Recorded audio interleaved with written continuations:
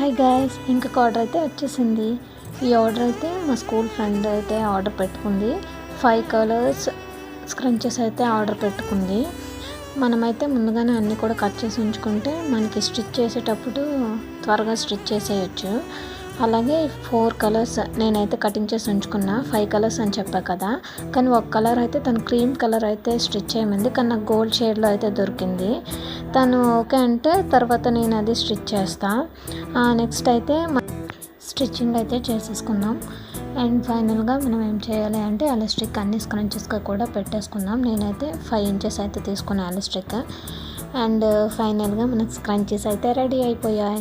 ఈ 5 స్క్రంచెస్ కూడా మనం ఇప్పుడు ప్యాక్ చేసేద్దాం. తను నాకు స్మాల్ సైజ్ చేయమన్నది, కానీ తను హ్యాండ్కి పెట్టుకుంటా అని చెప్పింది, అందుకే స్మాల్కి మీడియంకి మధ్యలో చేసా. తనైతే స్క్రంచెస్ ఆర్డర్ పెట్టింది. తన ఫ్రెండ్ స్క్రంచీ టూలిప్ అయితే ఆర్డర్ పెట్టుకుంది. ఓకే, ఫైనల్గా ప్యాకింగ్ అయితే చేసేద్దాం సేఫ్గా. నా దగ్గర అయితే ఈ కవర్సే ఉన్నాయి. కవర్స్ అయితే నేను ఆర్డర్ పెట్టుకున్నా, 2 డేస్లో అయితే వచ్చేస్తాయి. అంతవరకు వీటిలోనే ప్యాకింగ్ అయితే పంపిస్తా. ప్యాకింగ్ చేసి 5 కూడా ఎలాగో ఒకలాగా ఇందులో సరిపెట్టేసా. 5 స్క్రంచెస్ కూడా ఈ ప్యాకింగ్లో. థ్యాంక్ యూ కార్డ్ అయితే నేనే రాసా. మనకి ఆర్డర్ ఇచ్చిన వాళ్ళకి థ్యాంక్ యూ అయితే మనం చెప్పుకోవాలి కదా, అందుకే థ్యాంక్ యూ కార్డ్ అయితే నేను తన స్క్రంచెస్ ప్యాకింగ్లోనే పెట్టేసి ఇచ్చేస్తున్నా.